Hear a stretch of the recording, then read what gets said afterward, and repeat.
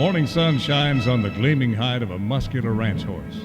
The aroma of bacon and coffee drifts from the wood cook stove at a cow camp. Silver spurs jingle as the men and women of the West get set for another day in the saddle. From the heart of Canada's finest ranching country, this is the Spirit of the West with rancher and horse trainer Hugh McLennan and his collection of music, poetry, and conversations with the folks who live and work with horses and cattle in the Spirit of the West. Well, spring turnout is well underway. Great time of year. Calves have all been branded and the summer range grass is lush and green. And all across the West, ranching families are saddling up early, and the mornings are chilly enough to wear a jacket and gloves, and by 2 o'clock, you're right down to your shirt sleeves. I think you'll find this week's episode pretty interesting. Baxter Black has another real-life cowboy adventure. What if he'd been alone? The cow might have crumped him to a pulp while he was helpless and left him for the coyotes. Somehow, chasing wild cattle through the bush seems to be a theme that'll weave its way through the show today. And the Rangeland News has a number of important items, including this one. First, there was COVID-19 playing havoc with the beef supply system, bringing cattle prices down, and now... And now another challenge staring us in the face, as if we needed that. Well, on the Urban Saddles and Western Wear Horse Training File, a true story about a young girl and her aunt going out for what should have been a pleasant trail ride, but it sure wasn't. The Cowboy Poetry Spotlight will bring you one from the legacy of Mike Pahallo. For though they were the best of friends, and that stud horse was his pard, every morning in that grain trough, he left his calling card. Well, last week, we gave a tip of the Golden Stetson to the life and times of the quintessential vaquero breeder and artist Ernie Morris, who left us on May the 5th. And this week, you'll hear an amazing action-packed story he told me about a cow nobody could catch. I had to build another Honda right there, and here she comes. She was so mad she'd eat me without salt and pepper. Trying to catch a wild cow in the heavy bush, and for a lot of us, our saddles have the scars to prove we've been there. Gary Prescott sure has.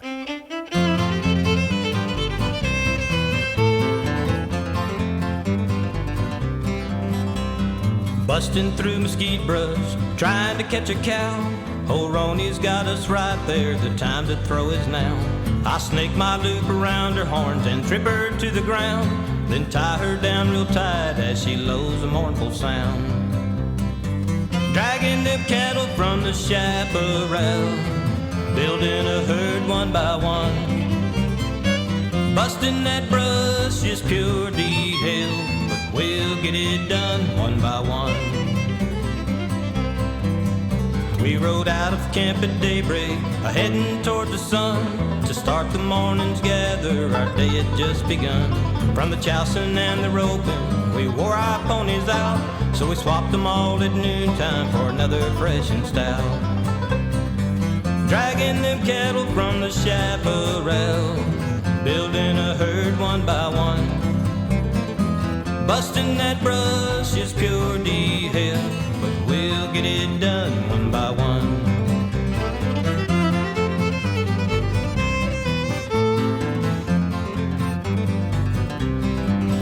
That old camp will be a welcome sight when we call it a day. Unsaddle all the ponies and feed 'em a bait of hay. Old Coosie'll cuss and grumble as he dishes out the red, and we'll spread her out till morning on Mother Nature's bed. Dragging them cattle from the chaparral, building a herd one by one. Busting that brush is pure hell, but we'll get it done one by one. We'll get it done one by one. We'll get it done one by one. As well as being known for his art, rawhide braiding, knowledge, and experience in the ways of the vaquero, I knew that Ernie Morris was a great storyteller. It didn't take too much prompting to get this one from him. Can you share a couple of special stories of your vaquero days, or maybe wrecks you've had, or situations you've been in where it's been you and your horse and a bull or something, and how you got it done? Anything like that that could go into your... Hugh, one comes to my mind. I don't know why, but it did. And I was in my art career early on, And I made some Christmas cards and was out selling to people I know, ranchers and whatnot. And this one guy says, he bought a pack of cards from me, and I felt indebted to him, I guess. And he says, I got a cow and a calf I can't catch. And I said, why? Are they yours? And he said, yeah. Well, why don't you go get them? He said, I can't. I've had several guys out there, and I can't get them out of the brush. He said, would you go get it for me? Well, I said, yeah. He said, I'll come and hook up to your trailer and take you out there. Okay. So it was getting along 3 o'clock or so in the afternoon, and we hunted for this cow and calf. And he didn't have a horse, and I had the only one. So finally, I found her, and she was wild, and the calf was that much wild too. So he took off, calf did, and the cow took off, and I was after him. All I could see once in a while was a little patch of red. They were red whiteface through the brush. And the brush was over my head, a horseback, and thick. And so I knew that my horse was a good, exceptionally good horse. That he was on her. He wouldn't quit. I'm holding up my arm to keep the brush out of my face. And so finally, a ditch came up, or washout, and she didn't make it, but my horse jumped over it. We made it. And so I realized that when I'd seen her fall down in the washout, that probably we can get things turned around here. So I chased her back down, she came out of the washout. She went into a thicket that I couldn't see, and my horse stopped. And I thought, he must see her there. He knows what I'm doing. I'm going to put my bets on him and see if it comes out. So he turned and went to the left and went in after her. By gosh, there she was in kind of a box canyon affair. And she come by me, went right under my stirrup. I couldn't rope her because you're in heavy brush and you just couldn't get the rope to work.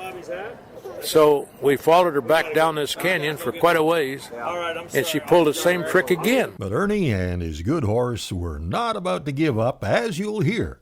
And you remember the 2 programs we did with the great horseman Mark Rashid? Well, you'll hear one of his songs when the Spirit of the West continues right after this.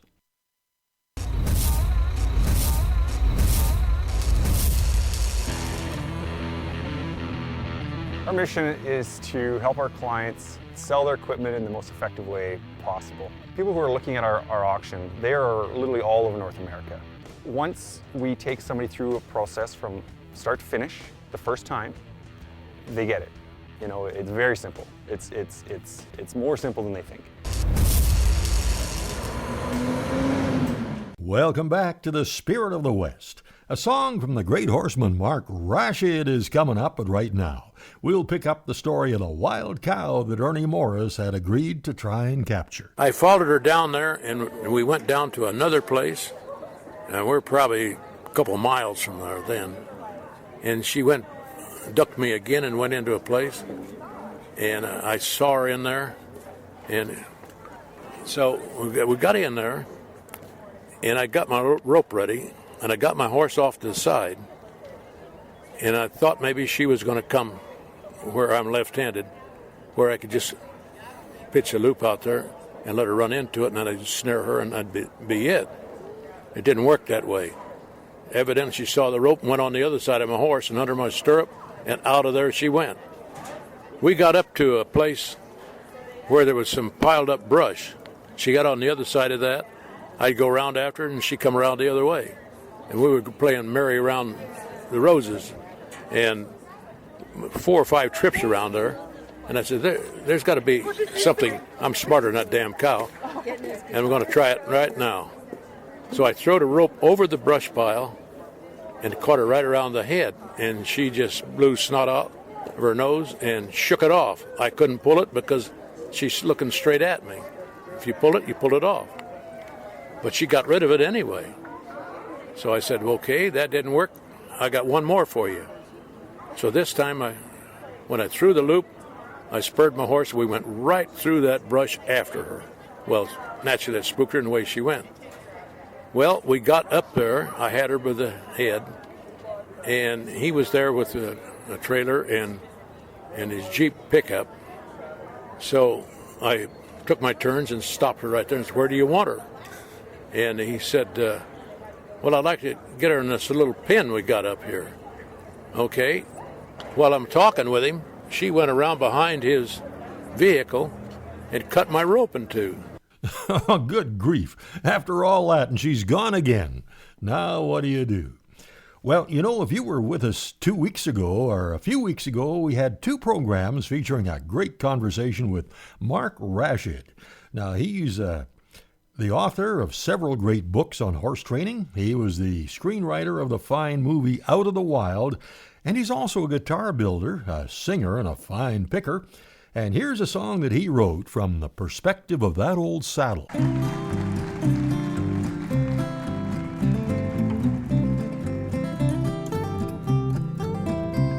I was born down in Texas in the spring of '58. Built for a working man, guess that's just my fate. Cowboy from Colorado, for me he gives 6 months pay. Cinched me to the back of his horse, went to work that very day. I'm just a high-back saddle, I creak when it's cold. Wood tree wrapped in bull hide, though it's old. There's scratches in my leather, rope burrs on my horn. Oh, the stories I could tell since the day I was born. Well, I left the town of Houston, heading for points out west. Hired on with an outfit, that was my first test. Rode hard into the brush, roped the biggest steer I've ever seen. 2 delis round my horn, drug him all the way to Abilene. And I'm just a high-back saddle, I creak when it's cold. Wood tree wrapped in bull hide, though it's old. There's scratches in my leather, rope burns on my horn. Oh, the stories I could tell since the day I was born.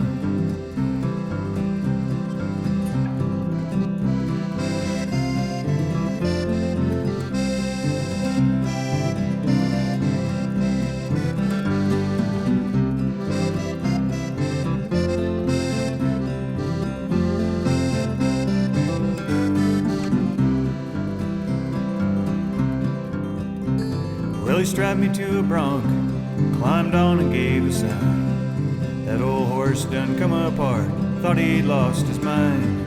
My cowboy grabbed my leather, held tight and wouldn't let him go. Rode that horse down to a walk and put on quite a show. I'm just a high-back saddle, I creak when it's cold. Wood tree wrapped in bull hide, though it's old. There's scratches in my leather, rope burns on my horn. Oh, the stories I could tell since the day I was born. Well, nights I ride and watch, I was his bed. Sleeping by the fire was a pillow for his head. I'm just a high-back saddle, I creak when it's cold. Wood tree wrapped in bull hide, though it's old. There's scratches in my leather, rope burns on my horn. Oh, the stories I could tell since the day I was born. Oh, the stories I could tell since the day I was born. Oh, the stories I could tell since the day I was born. Thank you. Pretty good, isn't he? That's Mark Rashid from his CD Song of the Prairie, and that was recorded live, of course, out of Performance. And you can order that one and a good selection of music and horse training videos at his website, markrashid.com. That's R-A-S-H-I-D. Now, back to the story Ernie Morris told me about taking on the challenge of capturing that wild cow and calf, and he finally got her roped, got her to the trailer, and before they could do anything with her, she went behind the Jeep and cut his riata in two. While I'm talking with him, she went around behind his vehicle and cut my rope in two. And I wasn't about to turn loose if I could hang on, you know. So I had to build another Honda right there, and here she comes. She was so mad she'd eat me without salt and pepper. And so I got it built and made a loop, and by golly, she took off again, and she started up into the brush. I went under a big oak tree with low-hanging limbs, and I said, I'm going to have to take my turns here, or catch her here and take my turns, because we're headed for another big high brush pile. Well, I caught her, and she turned around and come back out, going to whip that horse with me too. And she went by me, and I turned around and hanging on to my rope with dallies on the horn, and she pulled me right under a big oak limb hanging down, and I felt myself lift out of the saddle, and the only reason it didn't go off, I was hanging on to those turns, and I thought maybe I had that wood on the inside of me, and I don't have time now to check on things. I'll get her secured first. So I dumped her right in this creek of boulders, and when she got up, then I secured her to the oak tree. Then I had a little time left, and it's getting dark then. So I opened my shirt and looked in there, and all I had was just little blood scratches there. Somehow, I guess as tough as I was, I must have broke that limb, and it didn't go through. Didn't impale yourself. Oh, so I made it for supper anyway, and I tied her up the oak tree, but the calf couldn't be found. It's getting dark. So I told him, I said, well, I got 50% of your herd caught. And he said, yeah, but we don't have the calf. I said, well, I'll come back tomorrow and get you straightened out with this herd. Well, the conclusion of this amazing story from Ernie Morris is still to come. And coming up, another cowboy and a big challenge told by Baxter Black. A real nice song from the Warden's new CD. Then the Rangeland News, when the Spirit of the West continues right after this. Howdy, friends. This is Baxter Black on Spirit of the West with Hugh McLennan, and I'll be right back after this with a little peek at sorting the cow from the calf. Your land is a legacy, a challenge from those who tended it before you, to build on their foundations. At Corteva Agriscience, we understand what it means to be the stewards of a legacy. We embrace the challenge of building on the foundation of Dow AgroSciences to maintain your trust, to bring new solutions, to help you care for your land. See how we can help build your legacy at rangeandpasture.com. And for our Canadian listeners, just check Corteva.ca, the Canadian website. Another story illustrating the cowboy mentality. In the calving pasture, Dave and Roy drove upon a new baby, closely guarded by his mama. I'll distract the cow, said Dave, and you pull the calf into the pickup bed where we can tag and vaccinate him. Dave lifted a 10-foot fiberglass sorting pole with a blunt plastic tip out of the bed to use as protection. I know it doesn't make much sense, but he didn't think it through. Stepping over the brush and elm trash, he circled around behind the cow. He moved stealthily in an arc, verbally goading Mama Cow, but always noting the position of the nearest tree. Finally, when he was close enough to touch her, she charged. Quick as an Olympic cow taunter, he spun like Michelle Kwan, shot from the starting block, and nearly cleared a fallen limb that had somehow escaped his notice heretofore. He could hear the pounding hooves of his attacker. Dave dropped the sorting pole to free his hands to break the fall. The cow caught him a glancing blow, accelerating his dive, and left a streak of cow snot from his hip pocket north. Dave crashed through the tangle of branches, feeling the limbs scrape his hull and depth finder. He landed with a belly flop. The cow thundered by, scattering kindling and dirt clods. Dave rolled, pushed himself up, shot forward, and fell face down. He tried again and fell flat. He had a mental picture of walruses humping up the beach. Gathering his bearings, he observed the cow was gone. He couldn't bend his right leg, and his sorting stick was missing. Later back at the house, they were trying to reconstruct this fiasco from his bruises amidst the braying and hee-hawing of Roy and his wife. Apparently the flexible stick had pitched out ahead of him. The handle wedged against the ground, and the tip had slid against his rib cage, inside his waistband, down his pant leg, and into his boot top. They discussed alternative endings to his story. What if he'd been alone? The cow might have tromped him to a pulp while he was helpless and left him for the coyotes. And finally, how would his surviving heirs have ever explained the sorting pole down his pant leg? This is Baxter Black on Spirit of the West with Hugh McLennan, brought to you by Corteva Agri-Science.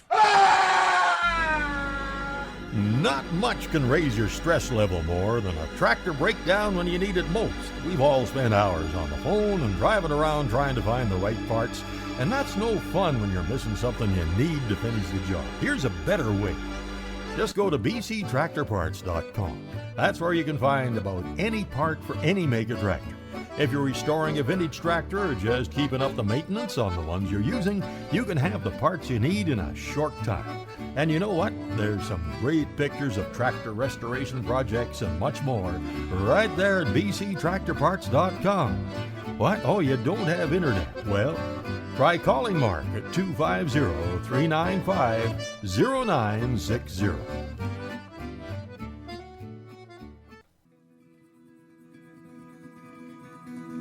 Sold Out at the Ironwood is the name of the latest CD from the Wardens. That's 3 retired National Park wardens who really put on a great show. Boy, wouldn't it be nice if someday the Western Spirit Band could do a show at the Ironwood, sometime when things open up for live music again? Anyway, this one from that album is called The Code. That's how we keep the West alive. I'm praying like hell it's gonna survive. The drove-in is over, the glory was shown. Now cowboying's on some kind of life support, some kind of life support. Wear a straw in the summer, a felt in the fall.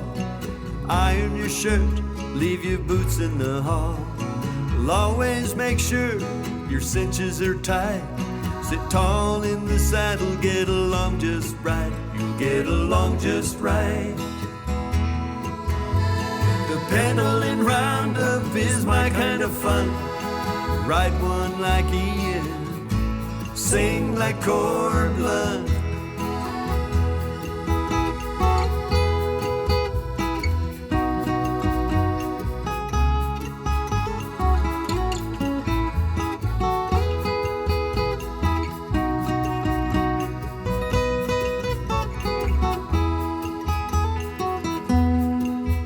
When I cross the big sandy, my soul for to heal, the angels will whisper, this one's the real deal. Tie a wild rag when the weather gets cold, and strictly adhere to the cowboy code. Push on the reins, let your horse have his head. Walk down to the river before heading to bed, before heading to bed. Pedaling roundup is my kind of fun. Ride one like Ian, sing like Cord Blood.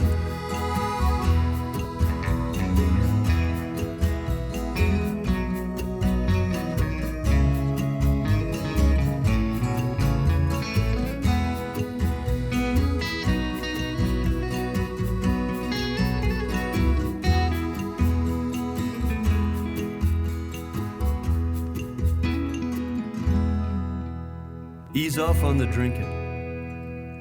Stay away from the snooze and brush the tail on your old cayuse. Sit a horse when you can. It's truly a blessing. And keep it Western.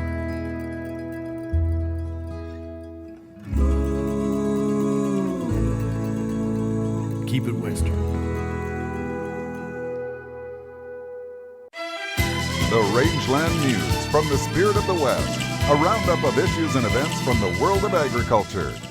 At the top of page 1, it says the challenges facing ranchers and cattle producers don't seem to be going away. Looks like there are 2 more issues that are becoming a concern, and Gary Crawford has the details. I have to say that I think the cattle guys have probably had it rough for a couple years. Folks in the beef cattle industry, I'm sure you will probably loudly echo that observation by USDA's chief economist Seth Meyer. First, there was COVID-19 playing havoc with the beef supply system, bringing cattle prices down, and now, from a livestock feeder standpoint, you've got feed prices which have been heading up since August. And on top of that, for maybe in particular the cattle producers, forage conditions have not been great west of the Mississippi. We've seen a lot of drought. poor pasture and range conditions, which puts them in a bad position in terms of choices when it comes to feeding those cattle. Basically, for many operations, only two choices: really expensive feed or really bad pasture. Gary Crawford for the U.S. Department of Agriculture. Cargill is giving $400,000 to STARS, the not-for-profit air ambulance organization. They're seeking to buy 9 new medically approved Airbus H-145 helicopters, and they only cost $13 million each for use in Western Canada. STARS has been flying missions in the new H-145 aircraft from 2 of its bases since mid-2019, thanks to the government, community, and corporate support. The organization hopes to see the remainder of the new fleet delivered by 2002. Argentina's beef sector is in turmoil after the government announced a 30-day ban on beef exports in an unorthodox move to try and contain runaway inflation, and that's approaching about 50% annually. Argentina's President Alberto Fernandez told beef exporters they won't be allowed to sell their product abroad for 30 days. In that period, the government will determine a set of emergency measures for the sector, and the president expressed his concern over the sustained growth in domestic beef prices over the last few months, according to a statement. The ban suggests the government is willing to sacrifice much-needed dollars from exports to appease local consumers ahead of a key midterm election this year. A federal court in Wyoming dismissed a rancher's 2019 lawsuit challenging a Trump administration proposal to mandate the use of radio frequency identification of animals in interstate commerce nearly 2 months after the USDA dropped the proposal. The U.S. District Court for the District of Wyoming dismissed the case according to a court order. The ranchers, led by the Ranchers Cattlemen Action Legal Fund, United Stock Growers of America, RCAF USA, alleged a 2019 RFID plan unlawfully mandates the technology in ear tags and other technology for livestock. The court determined documents provided by the Animal and Plant Health Inspection Service were insufficient to prove the agency unlawfully established and utilized 2 committees to implement the goal of a mandatory radio frequency ID tag program. Montana man has been sentenced to 30 months in prison and ordered to pay hundreds of thousands of dollars in restitution after pleading guilty for a cattle rustling scheme, according to court documents filed in federal court in Montana.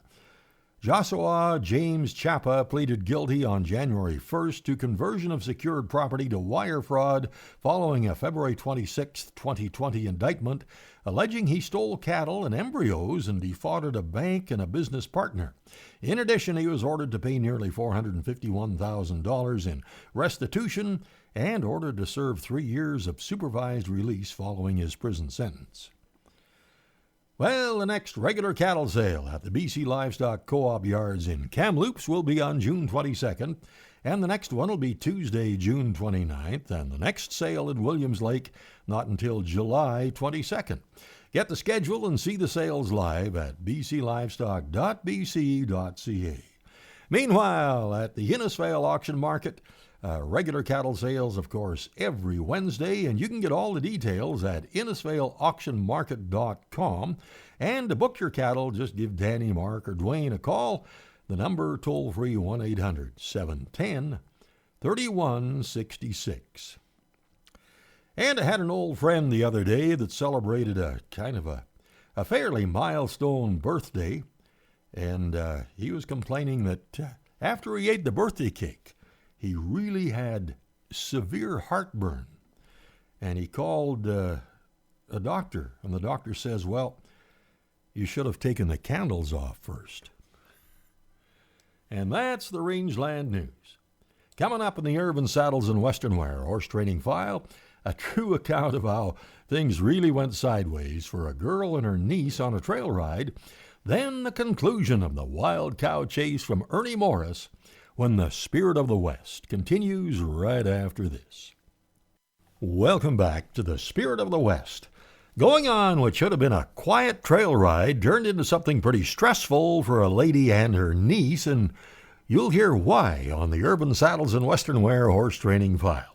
By the way, thank you so much to all of you who sponsored my good horse Cody and me on the BC Yukon Kidney Ride. It was actually called the Kidney Walk, but for a long time I've said I never walk if I can ride. So Cody packed me for a long trail across the range, and we should have the video posted on Facebook and YouTube by now. You can get the links to it at our website, hugh-mclennan.com, and the numbers are still coming in, and you can still contribute anytime. The links to do that are on our website as well. Now, hey, Cody, how do you think we did? Now it's time for the Horse Training File, brought to you by Irvine Tack and Western Wear, Canada's largest Western store.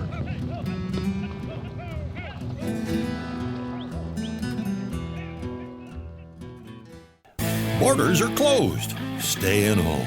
What'll we do? Oh, yeah, what we always do, hop on a horse or take a sunset stroll. How about a hike off the beaten path, capped off by a blazing bonfire under the stars? That'll do just fine. This spring, Urban Tack and Western Wear has everything you need to tackle the outdoors. Hiking boots, jackets, flannel hoodies, like I said, everything. Stop in soon, exit 305 off Highway 2 by Crossfield, or shop online at urbans.ca. Canada's largest Western store. How'd the ride go, I asked. Oh, it could have been better, she said. What happened? Well, her niece from the city had come to their acreage for the weekend to visit. She was 15, she loved horses, and she'd even taken a few riding lessons at a stable near her urban home. Her aunt had a few horses on a 5-acre piece where she lived, and it was surrounded by unoccupied rural land with lots of trails and hills and meadows. So she put her niece on a horse that she thought was gentle.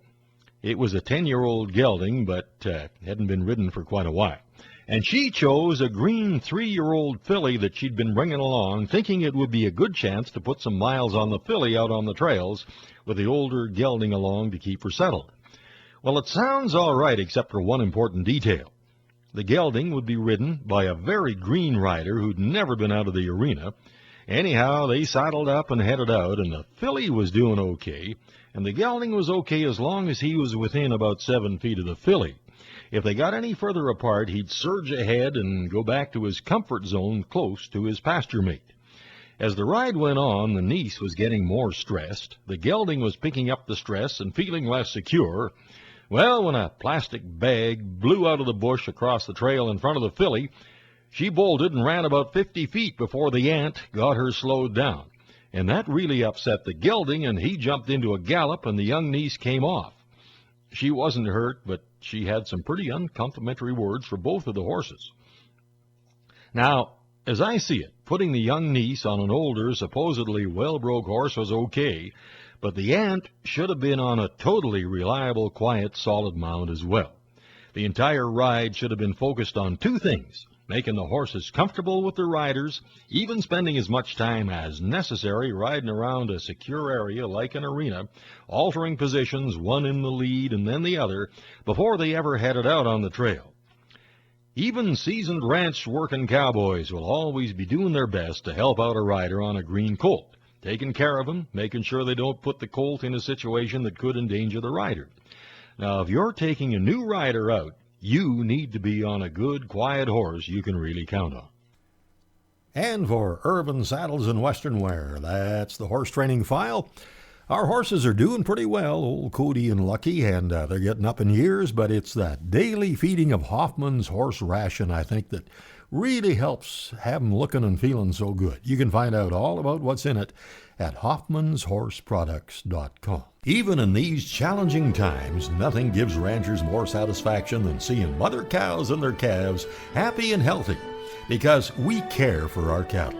More and more producers are using meloxicam oral suspension to minimize the stress on calves at branding time. And remember to use it on baby calves under a week old, because they feel pain the same as the older calves do. When it comes to keeping those baby calves comfortable, nothing provides longer relief than meloxicam oral suspension.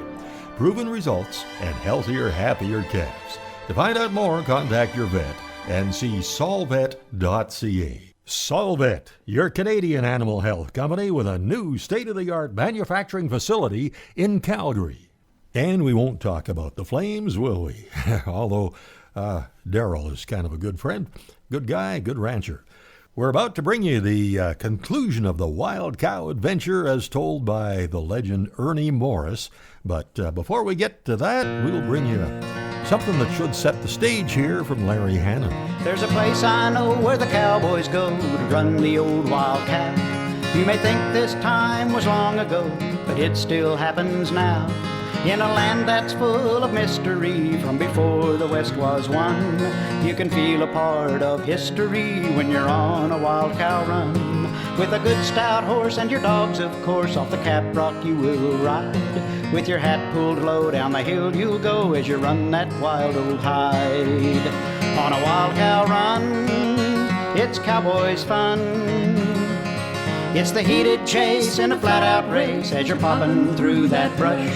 Limbs slap your face while you run that race and you feel your ponies rush. To the wild cow run, wild cow run, wild cow run, on a wild cow run. And you try to hear as your pony's ears keep moving for that sound, while your only hope's 30 feet of rope, it'll slow that old rip down.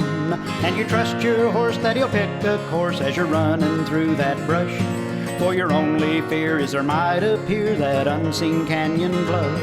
When your dogs have fetched and your rope's been stretched and it's finally said and done, when you're feeling wild and you wear that smile 'cause you've made the wild cow run. On a wild cow run, it's a cowboy's fun. It's the heated chase in a flat-out race as you're popping through that brush. Limbs slap your face while you run that race and you feel your ponies rush. On a wild cow run, wild cow run, wild cow run, on a wild cow run. Wild cow run. Woo! Well, we're bringing back a great story Ernie Morris told me about capturing a pretty wild cow, and as I mentioned, Ernie rode across the Great Divide on May the 5th.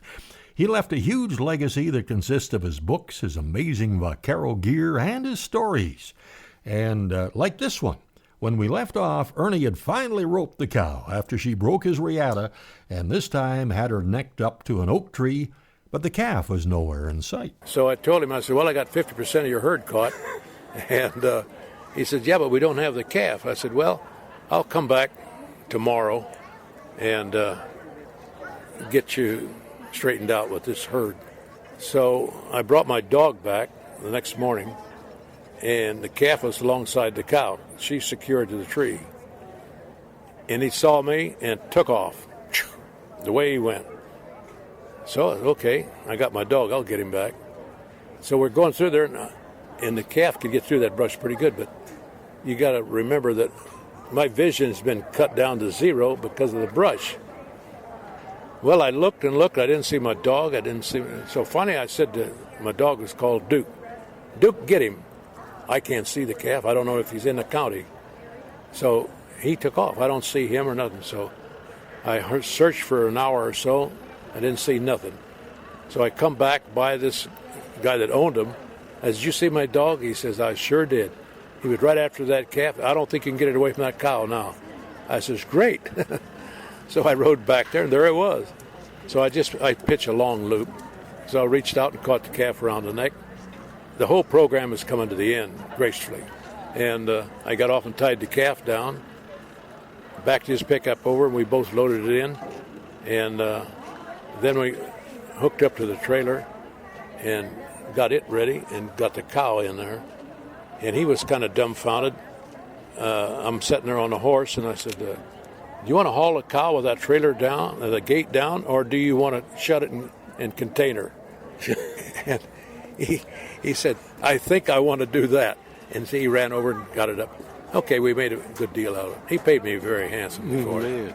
How long a rope were you using when you started before the cow cut it in half? Feet. 65 or 70? Yeah. And go ahead. I was going to say, what length do you use now? Oh, 91 feet. Man. Yeah, some 80. Yeah. But ropes that I make. Yeah. I'm a rawhide worker and artist. vaquero, everything else that don't pay anything. But I get by. So glad I had a chance to have that long visit with that guy, one of a kind, the last of a breed, Ernie Morris.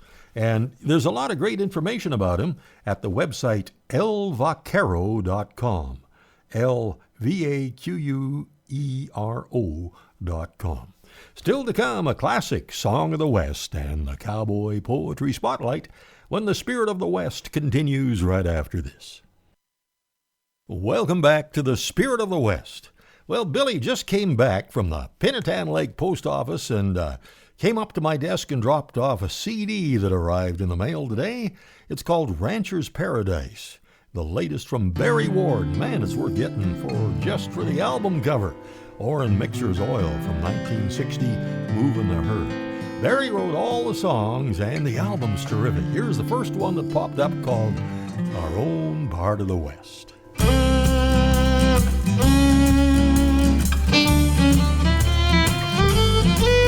Have you ever stood at your back porch window, watched the snow blowing by?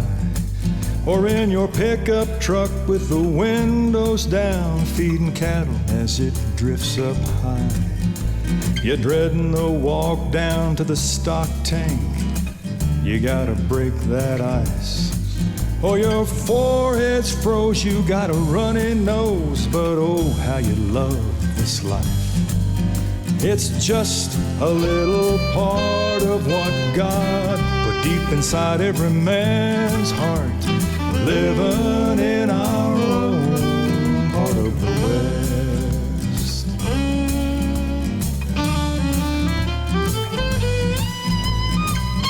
Winter wheat on a warm spring day, it smells so sweet.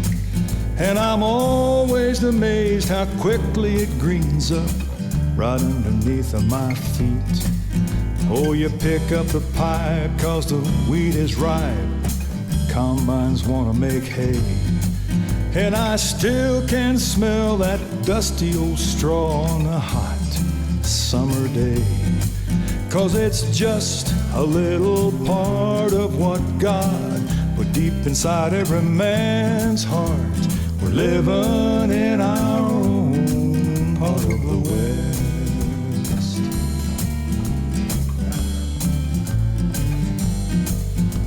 And if they tell you you ain't cowboy enough, oh, don't listen to them, my friend. It's not how good you can rope and ride, it's what you've got inside. So live your life happy and free, don't let it slip away. When the storms of life are raging, the master's there to show you the way. 'Cause it's just a little part of what God put deep inside every man's heart. Living in our own part of the West. We're living in our own part of the West.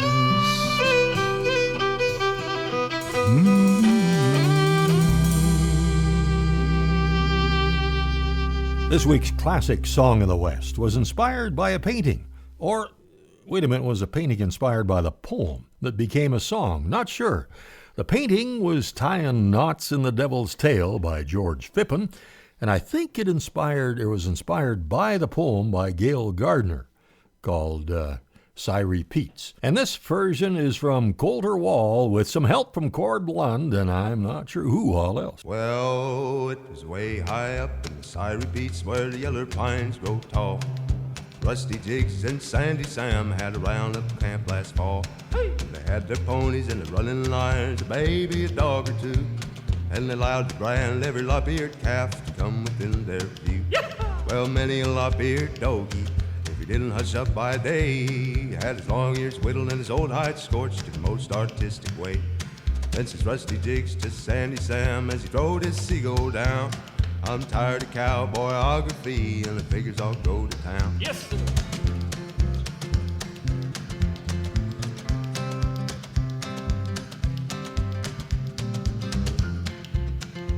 They starts her in Kentucky for the head of the whiskey road. And they ends her of the depot house and 40 drinks below. And they winds her up and they turns around and they goes the other way. Tell you the Lord forsake the truth, them boys got drunk that day. Well, they was heading back to camp in a pack in a mighty good load. Well, who should they be but the devil himself when prancing down the road? And the devil he said, "You killing scunt, you better go hunt your hole. Suns come up from the hills and rocks gather in your soul." Says Rusty Jakes to the devil, "Though I know we're tight, no devil ever took no cow punch without one kind of a fight."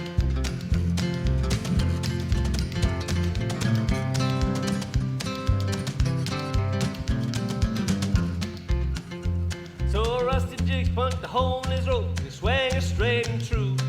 He left it on to the devil's homes, and he taking his dollies too. Now Sandy Sam was a re-out man with his gut line coiled up neat. So he shakes her out and he builds him a loop and he lasts the devil's hind feet. They stretched him out and they tailed him down where the handles are getting hot. Well, they cropped and swallowed, forked his ears and they branded him up a lot.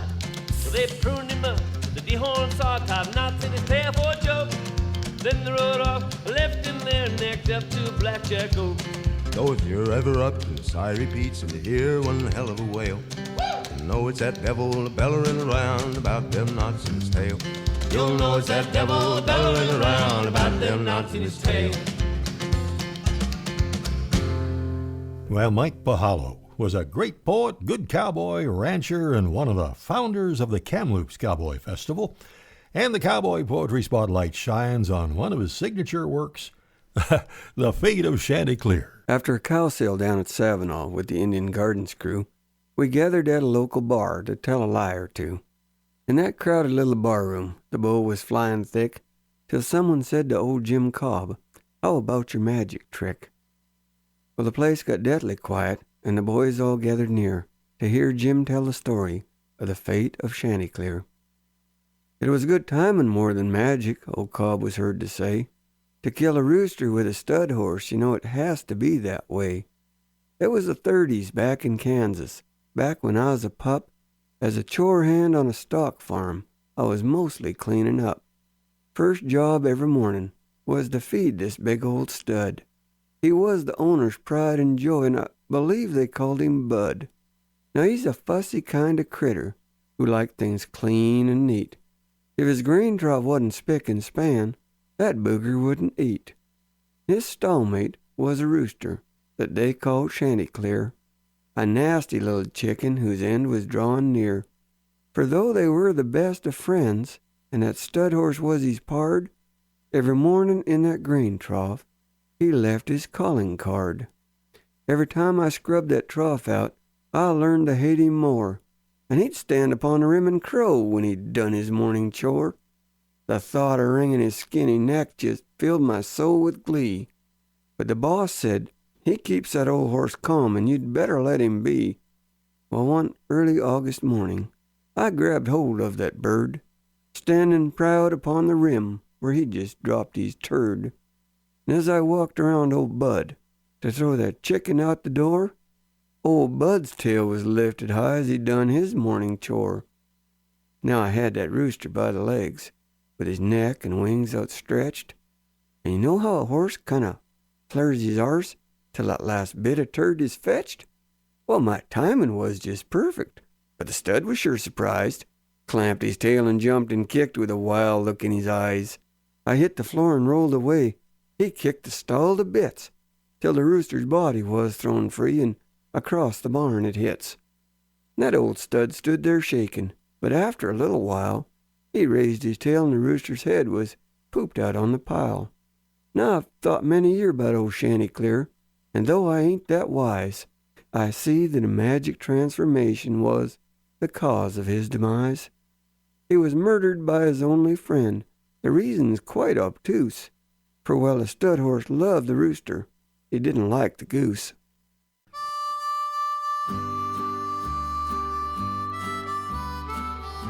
Well, thank you so much for making the ride. I sure hope you can join us right here next week at the same time. And I sent a smoke signal over to the ranch next to us and asked Jonathan Field if he had time to ride over and share some stories.